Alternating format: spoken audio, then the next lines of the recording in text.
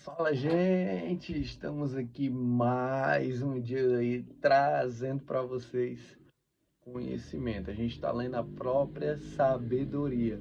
E hoje a gente dá início ao Provérbios 4, beleza? Lembrando que a gente está trabalhando com a Bíblia NTLH, que é a nova tradução da linguagem de hoje. É uma Bíblia que tem uma linguagem mais simplificada e isso aí não traz mais clareza. Isso deixa o nosso assunto bem mais claro, bem mais objetivo. Beleza? Já pega a sua Bíbliazinha aí, dá para ser no telefone, dá para ser física, enfim. Você vai acompanhando que fica mais fácil o entendimento. E é interessante também que vocês tenham uma águazinha, né? Que é para poder hidratar esse corpo. Até porque também 75% do nosso corpo aí é água e a gente precisa hidratar isso aí. Eu falo em hidratar, você já fica com a boca seca, porque você não bebeu água hoje. Então beba água, hidrate-se aí, que também faz bem. A gente tem que cuidar daquilo que a gente ganhou. Se a gente ganhou esse corpo aí, faz sentido total cuidar dele. Beleza? Vamos dar início aqui à nossa leitura. No versículo 1 ele fala assim, ó: Filhos, escutem o que seu pai ensina, prestem atenção e compreenderão as coisas. No versículo 2 ele diz assim, ó: O que eu ensino é bom, portanto, lembrem dos meus conselhos. E no 3 ele fala assim, ó: Quando eu era menino, filho único dos meus pais, o meu pai me ensinava dizendo. Aqui é interessante ressaltar que quando a gente vai fazer uma leitura num texto bíblico, ou de qualquer que seja o outro texto, mas principalmente aqui no texto bíblico, se você pegar um versículo, você tem que analisar o versículo anterior e analisar o versículo posterior, porque nesse versículo ele vai dar um direcionamento, ele vai dar a ideia do que ele está querendo transmitir. Ou seja, se você tiver numa leitura, eu falo isso porque quando eu comecei a ler a Bíblia, e as pessoas têm dificuldade, ler Bíblia dá sono, principalmente se você for ler à noite, vai dar um sono enorme. Mas por que você tem sono quando você lê a Bíblia? Porque não tem um entendimento, é de difícil entendimento. Porque quando você já tem um know-how suficiente, quando você já tem uma experiência suficiente, você começa a ver que as coisas que são ditas começam a fazer sentido. Isso fica claro. Mas você só vai chegar a essa compreensão, esse nível de entendimento, se você pegar e ler todos os dias. E o livro mais lido do mundo é esse que a gente está aqui com vocês. É o livro de Provérbios. A Bíblia, ela é um conjunto, ela é uma compilação de livros. Existem dentro da Bíblia vários livros de forma separada, que esses livros contam uma história. Ou seja, são livros escritos em tempos diferentes, por pessoas diferentes que contam a mesma história. Olha só, tem gente que não sabia disso até hoje. E isso é interessante porque prova a veracidade do negócio, porque são várias pessoas em tempos diferentes conversando a mesma linguagem, né? Tem pessoas que pensam de que é um absurdo, mas as coisas são inexplicáveis. Ah, existe lá uma passagem, inclusive até de um livro desse de Provérbios que a gente lê, que ele fala que a glória de Deus é encobrir as coisas e a glória do homem é descobri-las. E aqui a gente consegue descobrir, a gente consegue entender coisas que sem esse direcionamento ficariam bem mais difíceis. Beleza? E aí diz assim, ó, no terceiro lá, ele fala no terceiro: quando eu era menino, filho único dos meus pais, o meu pai me ensinava dizendo, dois pontos. Olha o que ele dizia: lembre das minhas palavras e nunca as esqueças. Faça o que eu digo e você viverá. Olha que interessante. Ele disse, ó, lembre das minhas palavras e nunca as esqueça. Faça o que eu digo e você viverá. Ou seja, a gente precisa viver o que está sendo aprendido. Se eu falar tudo aquilo que está escrito aqui e destrinchar para você, exemplificar, desmistificar, que não tem mistério nisso. Na verdade, isso aqui é um livro aberto que todos podem ser lidos, mas ninguém tem interesse em ler. Se eu destrinchar isso para você e entrar por aqui e sair por aqui, não vai mudar nada, não vai alterar nada. Tem gente que deixa. Engraçado. Tem gente que deixa a Bíblia aberta dentro de casa, no Salmo 91. Deixa a Bíblia aberta no Salmo 91. Isso não vai mudar em nada a vida de vocês, isso não vai mudar em nada a casa de vocês.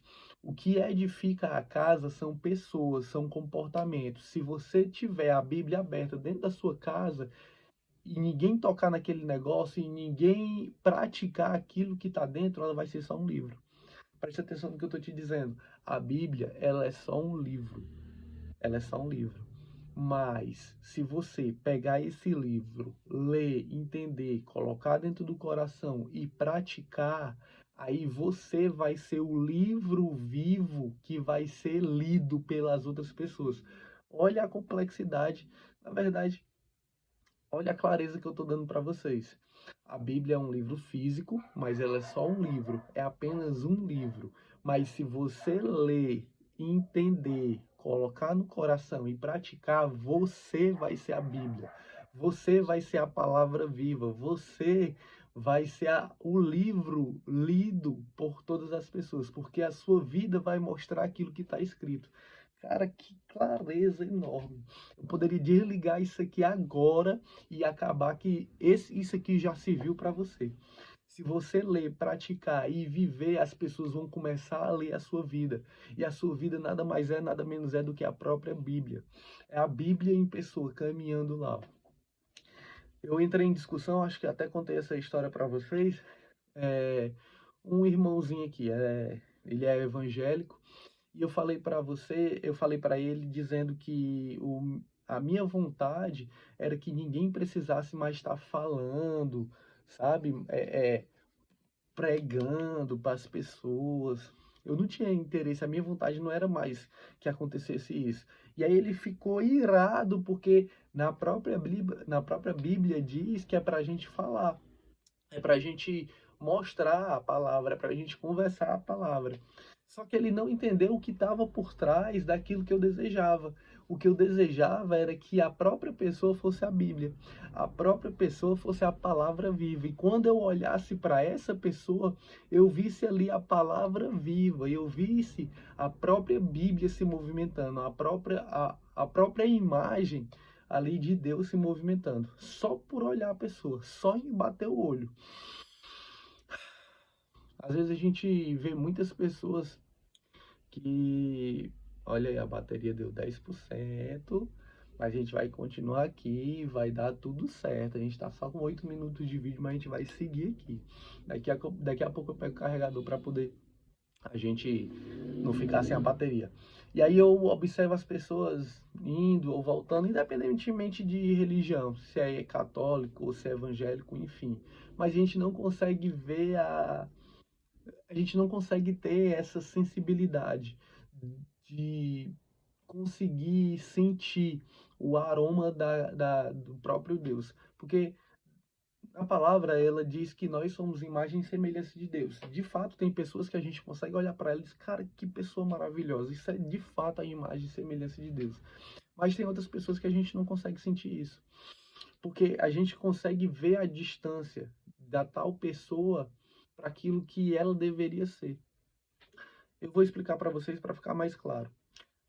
Na própria palavra, ela diz que nós somos imagem e semelhança do Criador, ou seja, todos nós, independentemente do que aconteça, a gente possui essa marca da imagem e a marca da semelhança do Criador. Tá no seu DNA, é algo que é espiritual, ela tá além do físico. E a partir do momento que você começa a se aproximar de Deus, isso começa a se aflorar. Isso começa a ficar perceptível para outras pessoas. Então você só vai conseguir alcançar e ser a palavra e o livro lido pelas outras pessoas quando você praticar. Se a palavra ficar só aberta, se o livro ficar só aberto dentro da sua casa, ele vai ser só um livro e você ainda vai estar com aquele algo escondido dentro de você. Não vai estar manifesto ainda para as outras pessoas observarem aquilo. Vamos para frente?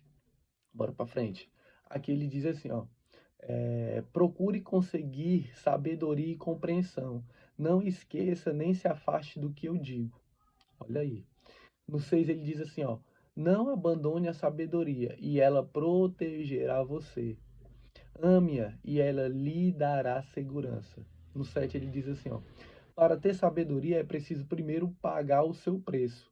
Use tudo o que você tem para conseguir a compreensão.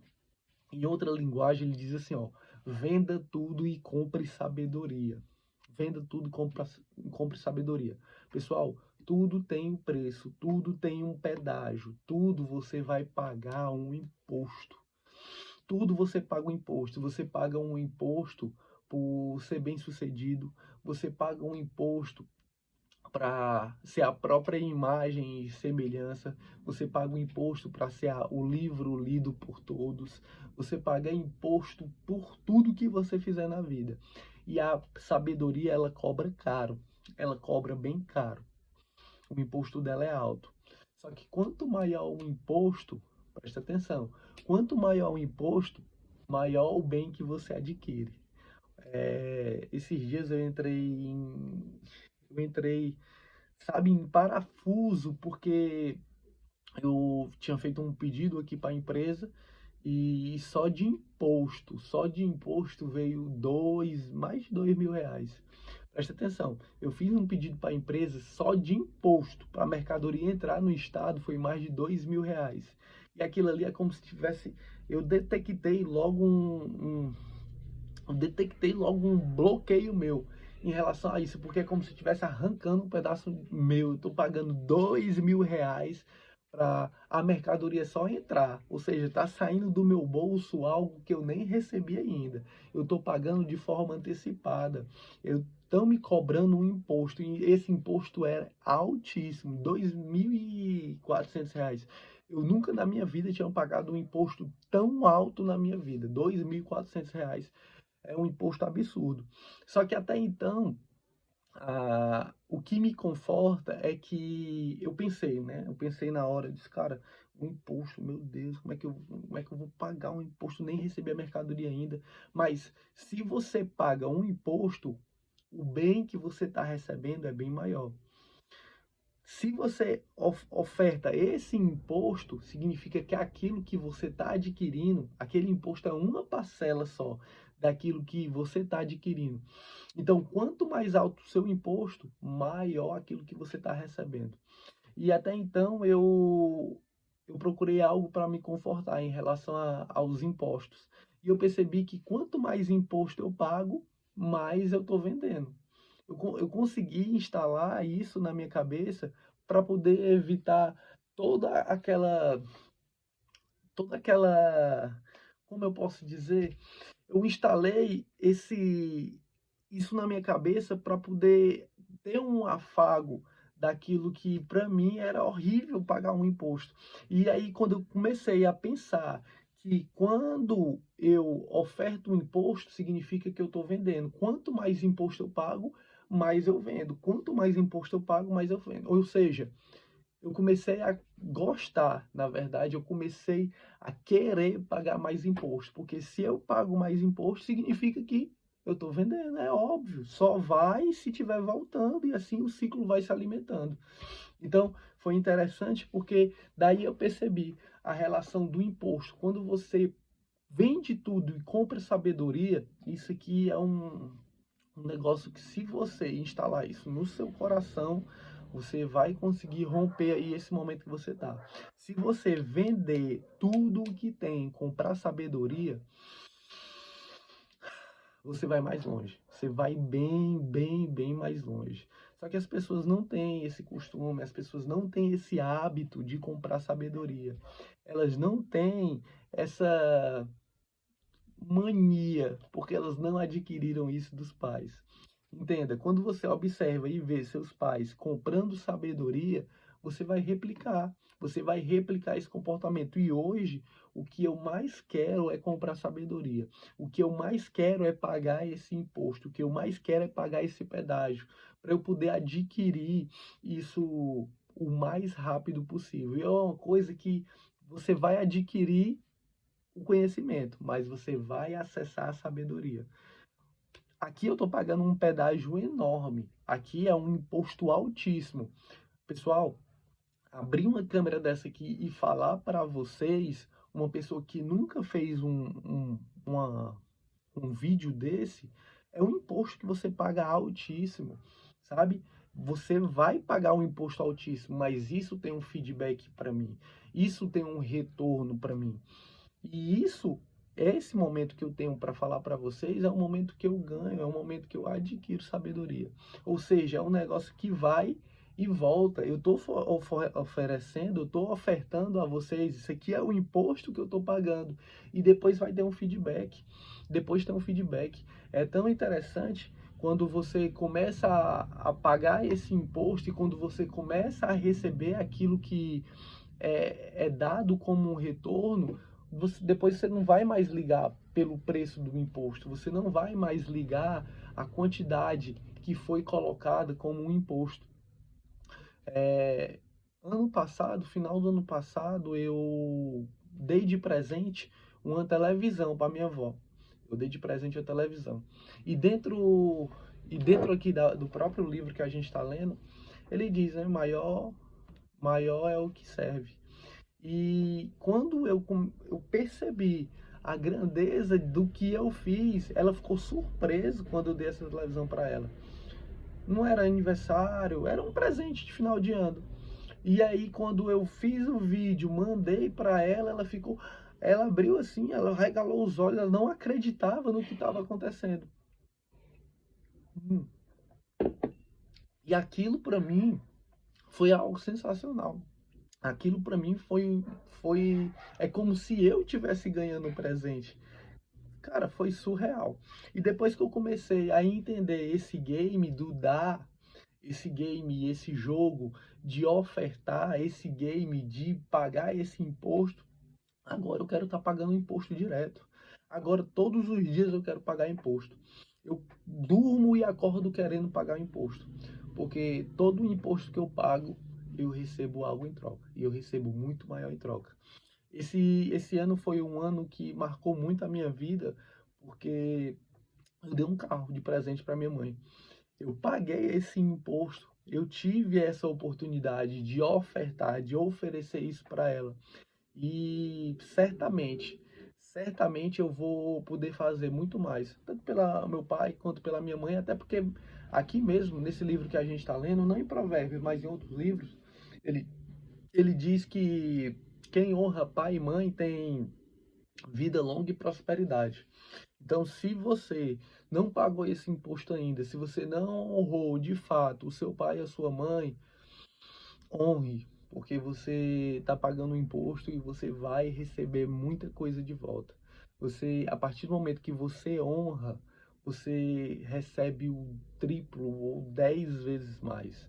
Essa paga que nos é dada através desse imposto que a gente paga é algo surreal, é algo surreal.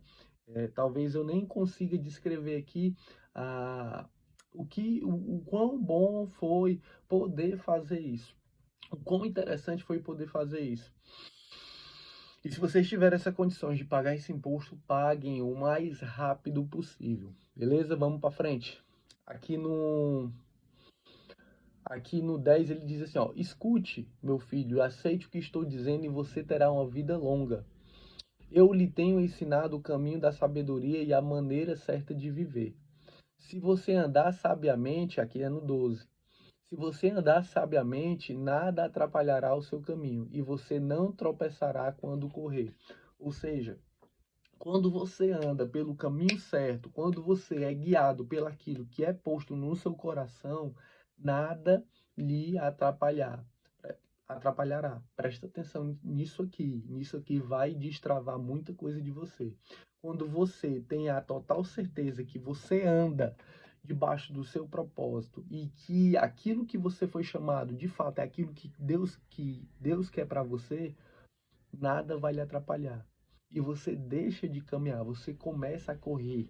Eu olho para o lado, vejo pessoas paradas. Eu estou correndo muito rápido, eu estou correndo uma maratona. E eu vejo para o lado, existem pessoas paradas, existem pessoas dormindo. Porque eu ando, eu identifiquei, eu consegui identificar o caminho por conta do acesso à sabedoria. Eu paguei esse imposto. E quando você paga esse imposto, você começa a ter outros olhos, você começa a ver coisas diferentes das outras pessoas. As coisas começam a se tornar mais simples. Aquilo que era complexo, na verdade, que era complexo, hoje não é mais, é algo mais simples, porque se torna mais fácil. Quando você começa a perceber as coisas que são óbvias para quem anda debaixo do propósito, para quem segue o caminho, você começa a ver que as outras pessoas, elas não têm essa visão, esse entendimento, esse tato de perceber as coisas óbvias, as coisas óbvias. Hoje muita coisa é óbvia para mim e eu venho aqui falar para vocês e de repente dá um estalo. As coisas começam a se tornar mais simples. Quando você paga um imposto, quando você paga o pedágio, algumas coisas que eram complexas, elas se tornam bem mais simples. O fardo, ele fica bem mais leve, o jugo fica mais leve. Bora para frente. Ele diz assim, ó, no 12: se você andar sabiamente, nada atrapalhará o seu caminho, e você não tropeçará quando correr. E aí no 13 ele diz assim, ó, lembre sempre daquilo que aprendeu. A sua educação é a sua vida. Guarde-a bem. Isso aqui é interessante para vocês que são pais, que são mães, e é preciso esse momento de instrução, é preciso esse momento de correção. E a correção, ela não se faz como eu estou fazendo aqui com vocês, sentado e conversar sobre isso. A correção, ela é feita no momento do erro. Quando a gente treina crianças, já foi falado aqui que criança não se cria, que cria bicho. A gente treina crianças e no momento desse treino é o momento do dia a dia, é o momento da vivência, é o momento de estar em contato com outras pessoas, é o momento que vai acontecer o treino. É o momento quando você é acometido por alguma situação que você não tem controle. E aí você vai dar o treinamento. E as crianças vão começar a observar como se comportar em atitude dessas. É um momento de você identificar como é a criança, o que a criança pensa, como a criança pensa, e você começar a corrigir, como você começar a instalar mesmo algumas coisinhas lá na cabeça dela, que isso vai levar pelo resto da vida. E aí, quando ele tiver mais velho, ele vai fazer o que o 13 diz aqui, ó, lembre sempre daquilo que aprendeu. A sua educação é a sua vida, guarde-a bem. E você pode repetir isso para eles. Você pode dizer, guarde isso com você, guarde isso com você. Pode ter certeza que uma coisa que você faz e repete aquilo durante o desenvolvimento, a fase ali, pelo menos os 7 primeiros anos da criança, aquilo ali vai ficar marcado, aquilo ali vai ficar registrado na memória dela. E ela vai, com certeza, vai ter feelings, ela vai ter alguns flashes daquilo que foi passado, daquilo que foi treinado. E põe a criança em situações onde ela possa desenvolver aquilo que ela aprendeu. Interessante você que é um treinador, você que é o treinador do seu filho, se colocar e colocar ele em situações onde você possa observar, onde você possa ver o comportamento dele e daí já fazer a correção. É interessante, isso faz parte do treinamento, colocar a criança em situações difíceis, onde ela tem que sobressair da maneira que foi ensinado. Vale a pena essa dica aqui. No 14 ele diz assim, ó, não vá aonde vão os maus, não siga o exemplo deles. No 15, não faça o que eles fazem, afaste-se do mal, desvie-se dele e passe de lado. Pessoal, a gente muitas das vezes convive com pessoas e a gente é obrigado a conviver com pessoas que a gente tem como uma pessoa má. E isso é a parte mais delicada, é estar em ambientes onde a gente não tem um controle das pessoas que estão lá. E a gente meio que se obriga a estar naquilo que a gente precisa estar. Então, essa é uma parte delicada de não estar se acompanhando, não estar dentro de ambientes onde pessoas te puxam para baixo, onde pessoas te carregam, onde pessoas atrapalham a sua corrida. Eu passei por várias situações dessa, onde o local não me cabia, e aí é a opção, a saída é se retirar. A saída é não estar mais em contato. A saída é buscar pessoas onde você possa estar, onde possam estar agregando algo a você. Cara, quando você for o indivíduo mais esperto da rodinha, já não é a hora mais de você estar ali, já é a hora de se retirar, é a hora de estar em outro local onde você possa aprender. É a hora de estar em comunhão com pessoas onde você possa adquirir sabedoria, onde você possa ter conhecimento. No decorrer da minha vida, eu sempre fui o mais novo da turma. Eu sempre fui ali, por volta de 3, 4 anos, o mais novo de todos. E eu sempre pensei de forma diferente das outras pessoas que tinham a minha idade. E isso agregou valor na questão de companhias, de estar junto com pessoas que estão mais além, pelo menos em pensamento. E hoje eu já vi pessoas passando por dificuldades enormes de não saber onde se encaixar, porque o ciclo que ela está agora não cabe mais ela. E aí a pessoa fica meio perdido. Eu passei por uma situação dessa. Eu passei numa situação onde eu não conseguia já me encaixar em nenhum grupo onde as pessoas me cercavam e eu me via obrigado a estar só. E hoje a principal dificuldade que eu vejo das pessoas é em sim encaixar em grupos onde ela possa aprender algo. Geralmente as pessoas querem estar juntas de pessoas que pensam da mesma forma, de pessoas que gostam das mesmas coisas. E aí vai chegar um momento que você precisa de coisas novas, você precisa frequentar ambientes novos, você precisa identificar pessoas novas para poder adquirir outros comportamentos, adquirir outro tipo de conhecimento, e isso é saudável.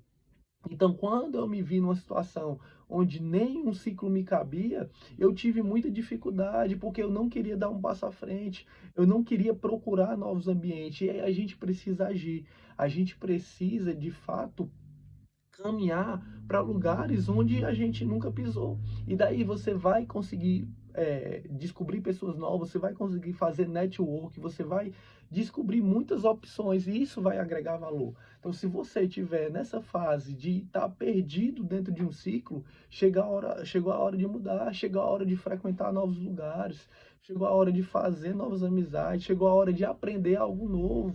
É muito bom quando você tem a oportunidade de aprender algo novo, porque você está em um lugar onde pessoas têm o mesmo interesse de aprender algo. E isso é super interessante para poder renovar esse ciclo de amizade. É estranho a pessoa passar uma vida toda tendo as mesmas pessoas com amizade, tendo as mesmas conversas. Hoje pessoas me procuram, às vezes, na rede social com as mesmas conversas de sempre, cara. Tá errado, não mudou nada, não procurou conhecer algo novo, não procurou mudar essas conversas, não procurou andar com gente nova. Tá errado, tá errado, já se passou muito tempo e continua com as mesmas amizades, continua com as mesmas histórias, os mesmos lugares. É incrível. Às vezes eu entrei em discussão aqui com as pessoas e, cara, como é que pode? Tu vai morar 30 anos na mesma casa, 30 anos no mesmo bairro, não procura conhecer algo novo, não procura fazer uma viagem, não procura descobrir um lugar novo. É direto. Olha o tamanho desse mundo. Olha o tamanho desse mundo. Aí você nasceu para viver no mesmo bairro, na mesma rua, na mesma casa, no mesmo tudo, cara. Não descobriu algo, não fez uma viagem, não conversou com gente nova, não trocou ideia. Só conhece a mesma pracinha, o mesmo campo de futebol. É hora de repensar nisso aí. É hora de começar a se movimentar. As pessoas, elas querem esse conforto. Procurar ambientes novos, conversar com pessoas novas é desconfortável para sua cabeça. E a partir do momento que você coloca a sua cabeça em desconforto, você começa a abrir links, você começa a abrir novos caminhos neurais, e isso dá trabalho ao cérebro da gente, de certa forma. Ele não quer ter essa, ele não quer pegar não quer pagar esse pedágio. E aí, quando você entende isso, gira uma chave na sua cabeça e diz, cara, eu vou pagar esse pedágio, eu vou me colocar em situações difíceis. Esses dias eu me coloquei em uma situação difícil, porque eu tinha uma comemoração de uma quadrilha e tal, e, cara, o microfone apareceu na minha mão. E aí eu puxei a quadrilha toda e no final eu olhava para a cara das pessoas e elas ansiavam por uma palavra. Eu olhava para a cara das pessoas e elas pediam, me fala alguma coisa, eu estou precisando ouvir. Eu vi, eu senti isso. Mas eu confesso para vocês que eu arreguei na hora. Eu queria tanto, mas